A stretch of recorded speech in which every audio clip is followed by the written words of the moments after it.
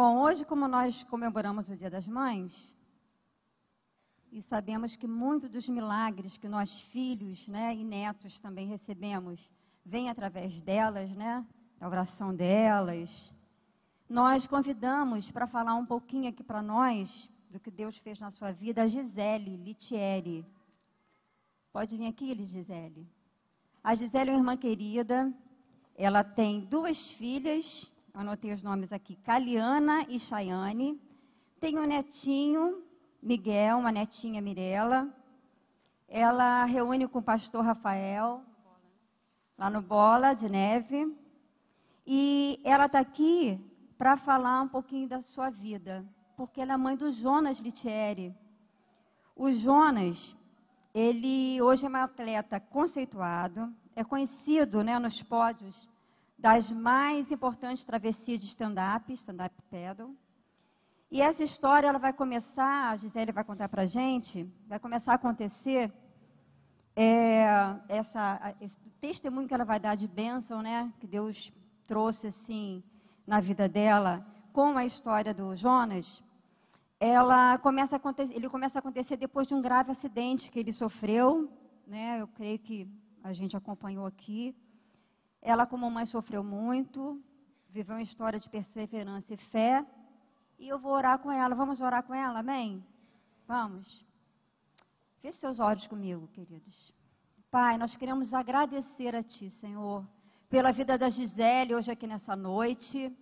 Apresentamos a Tua filha, Senhor, para que o Seu testemunho, Senhor, de fé, aquilo que o Senhor fez, aquilo que o Senhor operou na vida dela e através dela, Senhor, possa alcançar as nossas vidas também, Pai. Marque as nossas vidas, usa sua filha nessa noite como instrumento, Senhor, nas Tuas mãos, em nome de Jesus. Amém. Boa noite, igreja, paz, Senhor.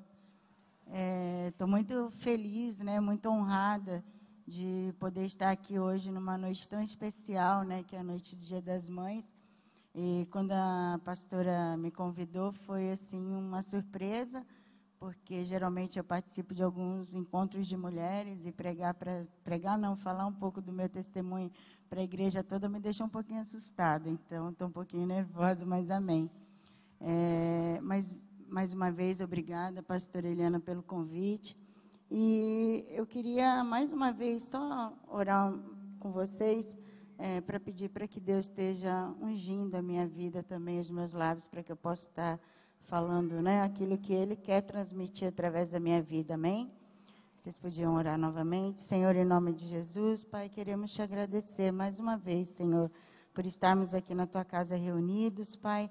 Senhor, sentimos a Tua doce presença neste lugar, Senhor, desde o momento dos louvores.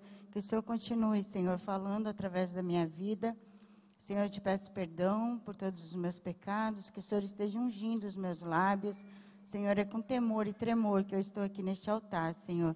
Pai, que nada que seja dito aqui seja para minha honra e para minha glória, e nem para a honra e glória do meu filho e da minha família, mas para a Tua honra, Senhor, porque é para isso que nós estamos aqui, para Te honrar, Senhor. Pai, nós Te agradecemos mais uma vez pelo Teu amor e pela Tua graça, Senhor. Assim que eu oro, em nome de Jesus. Amém. Bom, como a Aniette falou, né, eu congrego no Bola de Neve, meu nome é Gisele, e eu sou mãe do Jonas, da Caliana, da Chayane, né, como ela disse, e vó do Miguel e da Mirela.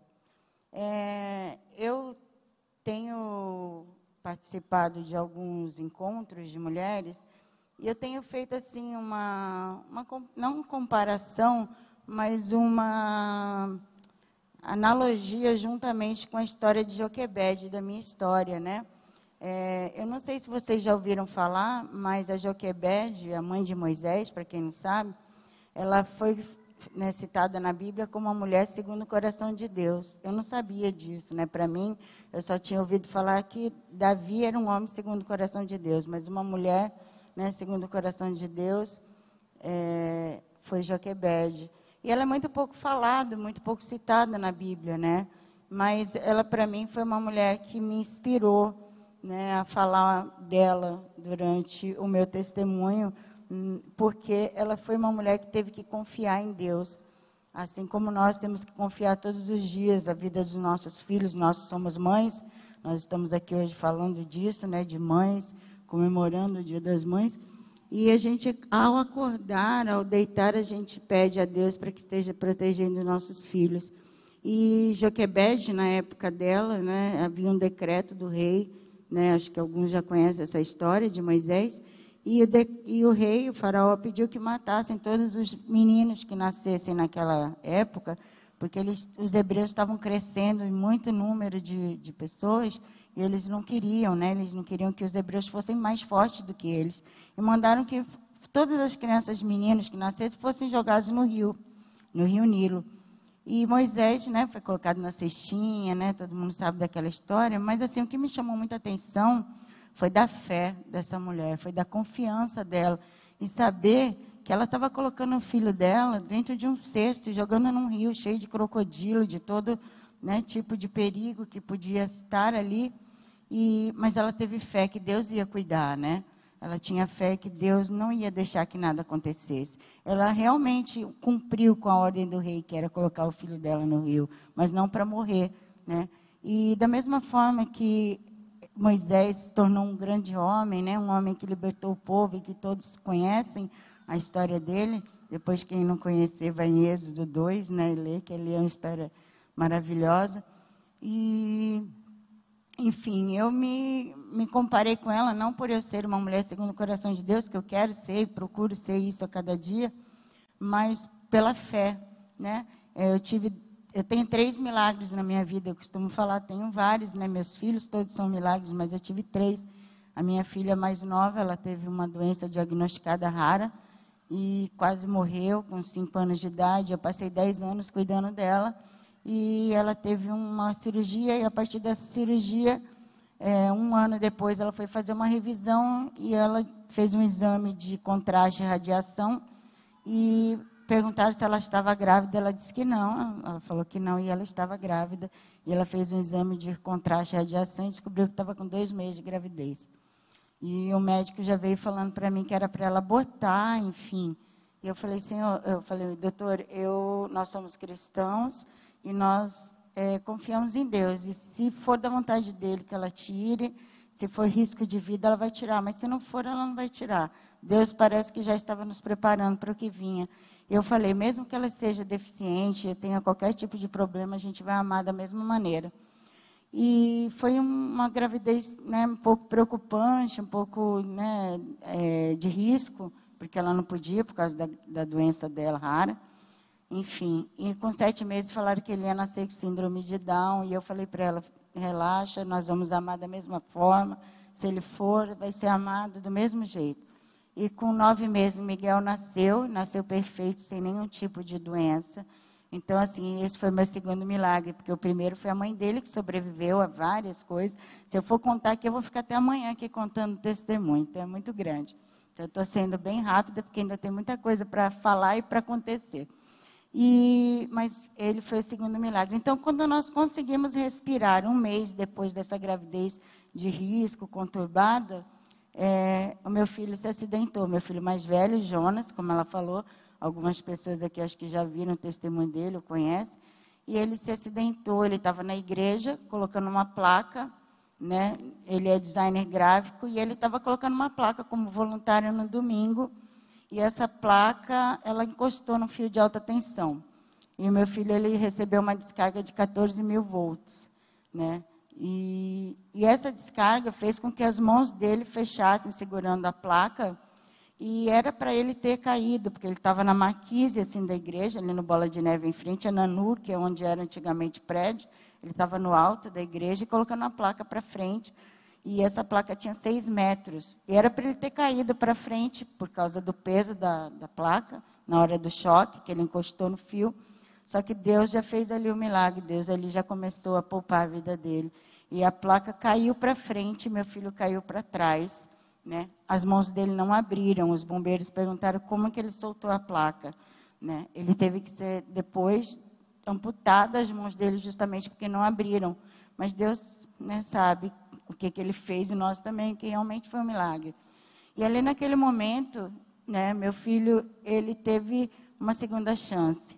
Deus deu essa segunda chance. Ele falou que ele fez uma chantagem emocional pedindo para Deus deixar ele voltar para casa, para ele falar para o pai e para a mãe que ele amava. E Deus atendeu esse pedido dele. E a partir dali a gente passou por vários momentos difíceis, né? Nós fomos para o hospital, para o Souza Aguiar, onde eu falei, meu filho não morreu do choque, vai morrer do hospital, porque o Souza Aguiar, né? A gente tem ótimas referências, né? Para não dizer o contrário. E eu fiquei muito desesperada, mas em todo tempo eu falava, Senhor, eu sei que o Senhor está cuidando do meu filho, eu sei que o Senhor tem o melhor para o meu filho, ele está nas tuas mãos. Eu não tinha o que fazer a não ser orar e entregar nas mãos, né, dos médicos. E ele foi para esse hospital, que, né, seria, para mim, um dos piores do Rio, mas ele foi cuidado pelos melhores, as melhores equipes. E ele conseguiu passar por uma semana ali, esperando com que Deus fizesse um milagre na vida dele, que ele pedia para que Deus não tirasse as mãos dele. Né? Até então a gente não sabia o que tinha a gravidade desse acidente. E os médicos falaram para mim, mãe, se a mão dele não abrir, vai ter que ser amputada, porque senão ele vai morrer de infecção generalizada. E ali eu tive uma situação muito difícil, né? Como mãe, vocês devem imaginar, né, o que eu passei. Meu esposo não era convertido nessa época, só eu que era. Então eu tinha que ser a mulher de fé, eu tinha que ser a mulher ali como Joquebede, entregar ele ali no mar, né, no rio, e falar, Deus, ele está nas tuas mãos, o Senhor é que vai cuidar, o Senhor é que vai fazer. Eu não tinha noção do que ia acontecer. Eu só perguntava para Deus, por quê? Por que, Senhor? Por que o Senhor permitiu que acontecesse isso com meu filho? Meu filho estava na tua casa, ele estava como voluntário, fazendo a tua obra. Por que o Senhor permitiu um menino tão bom, de 26 anos, surfista, designer gráfico, perder suas mãos, né? E eu esse foi o nosso erro, né? Perguntar o porquê. Muitas das vezes, a gente passando por situações difíceis, a gente faz isso, né? A gente questiona Deus, né? Por que, Deus? Por que o Senhor está, né, fazendo com que eu passe por isso, por essa situação tão difícil? Mas ali na frente, mais para frente, a gente veio entender. E a gente, nesses momentos, no hospital, né, ele me perguntou, ele falou, mãe, quem foi que pecou, mãe? Foi você ou fui eu? Por que eu estou pagando por isso? E Deus é tão maravilhoso, o Espírito Santo tão revelador, que naquele momento do hospital, eu estava do lado dele com a Bíblia, e eu, assim, aleatoriamente, folheando a Bíblia, Deus me mostrou aquele versículo onde Jesus está andando com os discípulos, né? E eles veem um cego de nascença, e eles perguntam para Jesus, quem foi que pecou? Foi ele ou foram os pais dele? E Jesus falou, nem ele, nem os pais, para que seja manifesta a glória de Deus através da vida dele. E Deus me revelou isso. E Deus me deu essa resposta para ele. E ele começou a chorar. E eu falei para ele, tá vendo, filho, é para isso. E eu não tinha nem noção do que ia acontecer, do que ia ser. A gente só pedia assim, meu Deus, vai um pesadelo, né? Mas o que eu decidi fazer? Eu decidi transformar ali, aquele momento, na minha maior intimidade com Deus. Eu nunca tinha vivido tanta intimidade com Deus como eu vivi a partir daquele momento. Porque eu tinha duas opções, ou eu me desesperava ou eu era forte. Mas a nossa força vem de Deus, e eu pedi a Ele essa força. E eu estava num momento ali com ele, tipo uma UTI, um box, né? Que ele ficou antes de amputar. E foi um momento muito especial, porque até então eu ouvia muito falar sobre sobrenatural de Deus.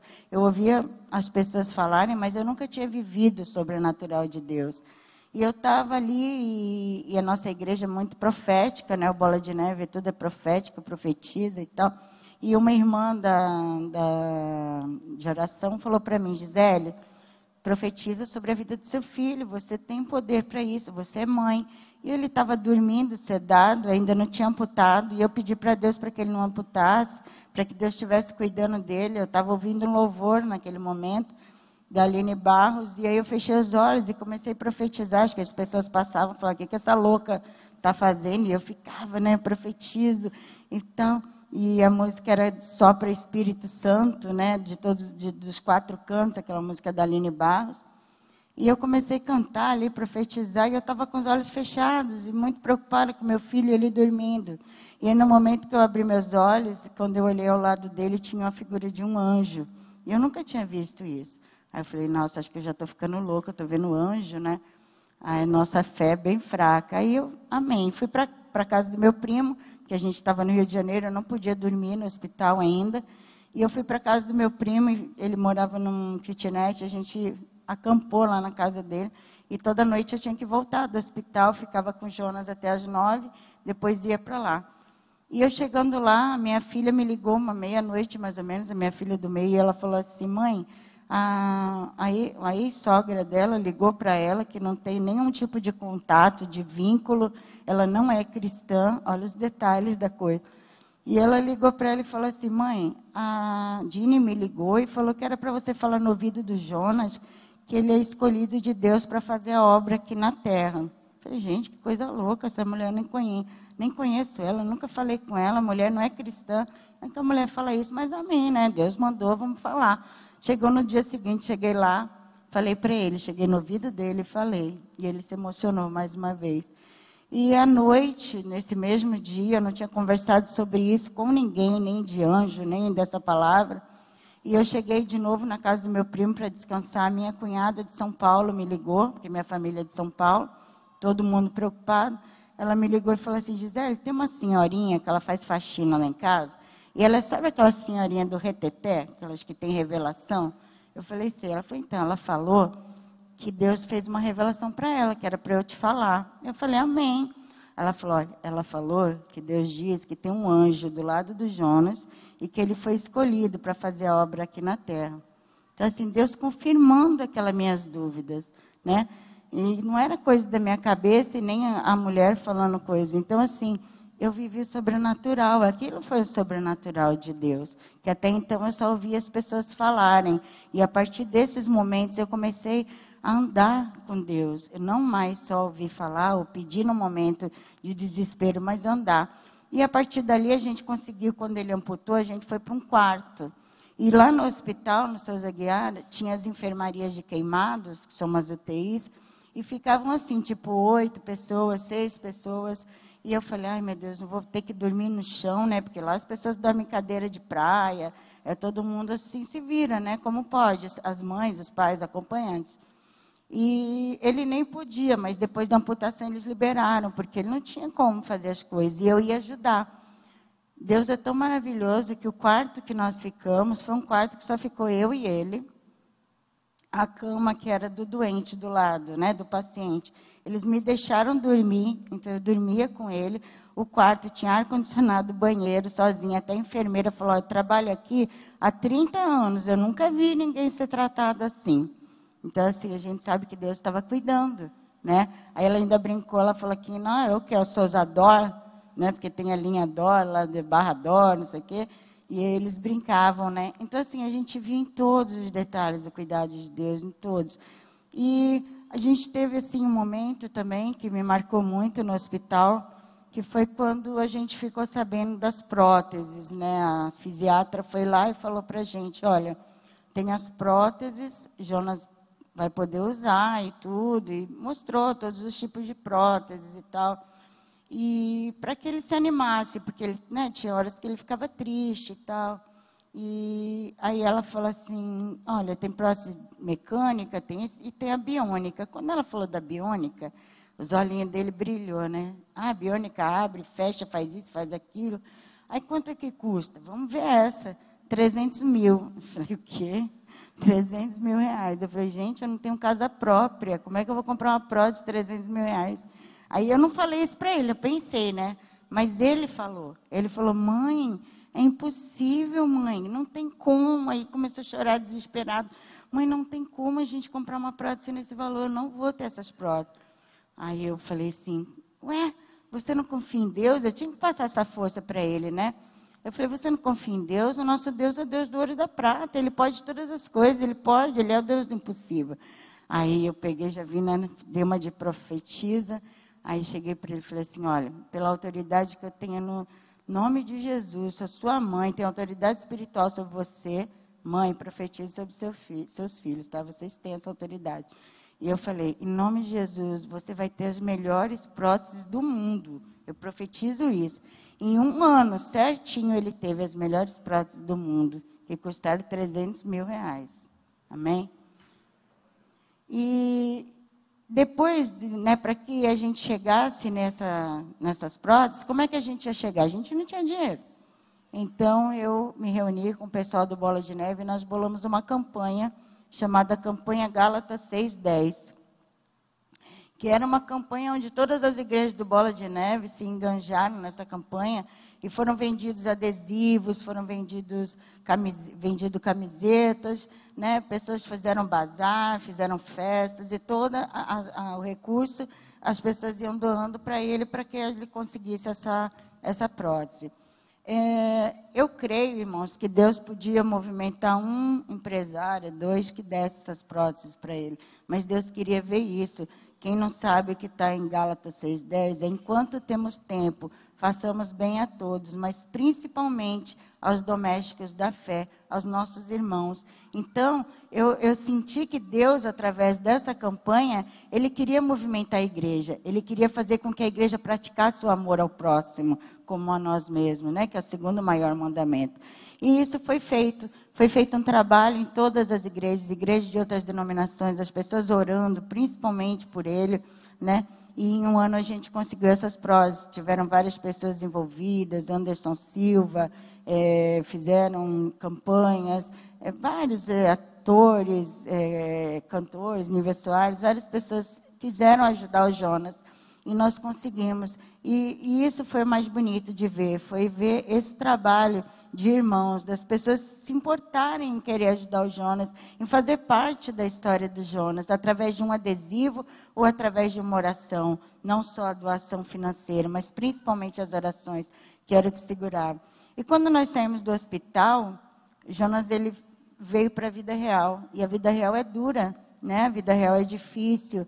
Ele não tinha mais as mãos. Ele dependia de mim, ele dependia das irmãs, do pai, para poder comer, para poder ir ao banheiro, para poder fazer tudo. E eu falei: Deus, eu já vou ser as mãos do meu filho. Eu não quero mais fazer nada na vida. Minha vida agora vai ser as mãos do meu filho. A minha pretensão, né?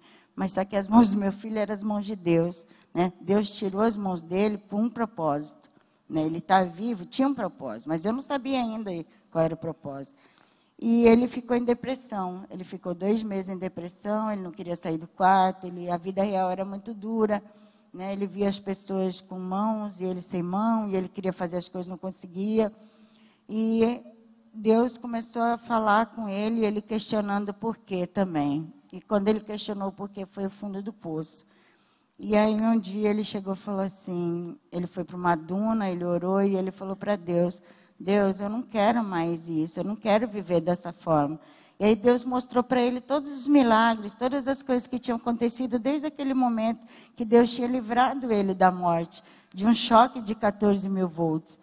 E aí Deus, ele entendeu para quê. Ele falou assim: Deus, então tá, o Senhor quer que eu fique vivo, então eu vou ser o mais casca-grossa possível. Ele brincou com Deus. E ele desceu daquelas dunas, que a gente morava ali nas dunas, e ele desceu daquelas dunas e começou a ele tinha 2 opções: ele continuava em depressão, né, e morria e afundava, ou ele realmente dava uma guinada na vida, e ele resolveu dar essa guinada. E ele agradeceu a Deus por essa segunda chance que Deus estava dando a ele. E aí ele começou então a participar, né, de competições. Eu queria que soltasse umas fotos aí, por favor, dele nas competições. E ele começou a competir em biatlo, corrida de aventura. E aí ele queria voltar a surfar. Mas como que ele ia voltar a surfar de pranchinha, porque ele era surfista de ondas grandes, e se ele não tinha mais a mão para poder dar o impulso? Então ele ficou pensando de que maneira ele poderia fazer isso. E aí ele falou: vou comprar um stand-up. Aí todo mundo falou: você é louco, como é que você vai surfar de stand-up sem as mãos? Precisa das mãos para poder remar. E ele falou assim: não, mas eu vou dar um jeito.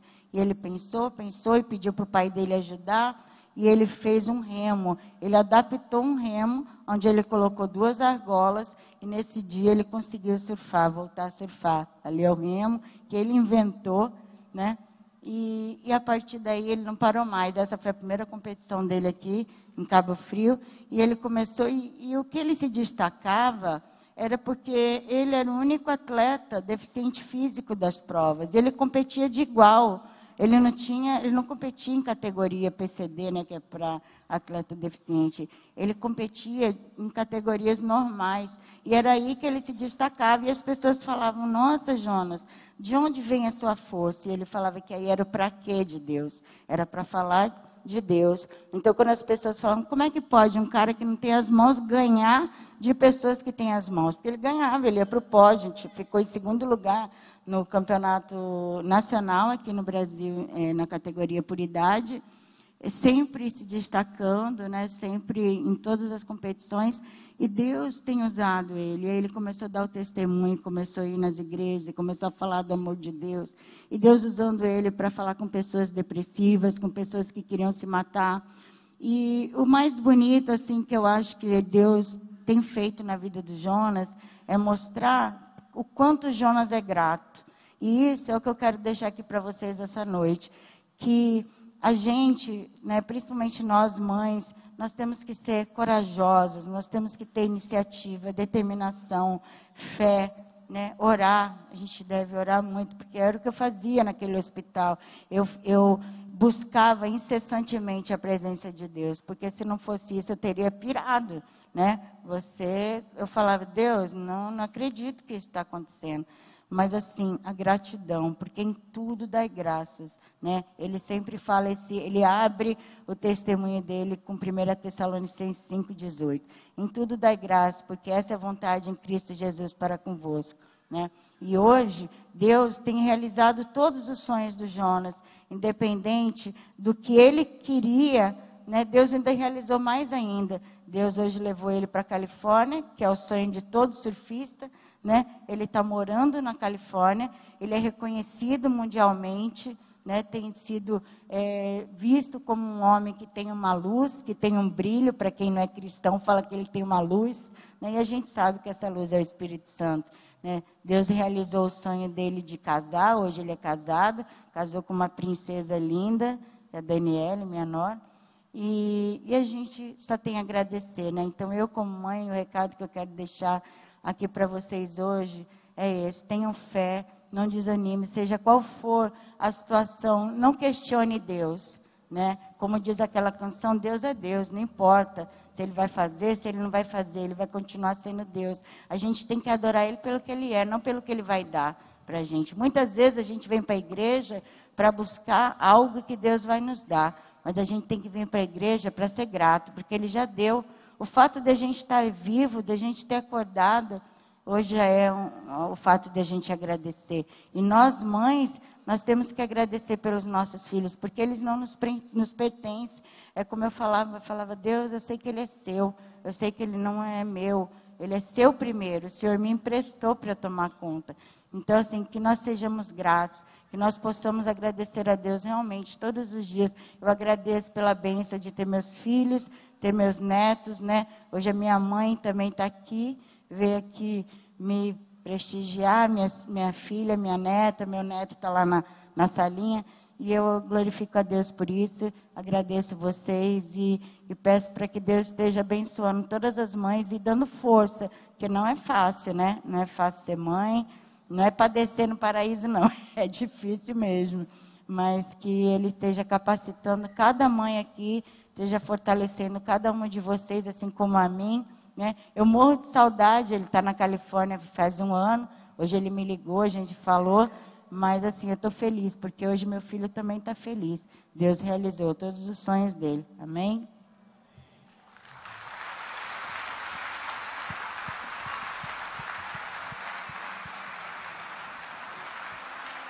Amém.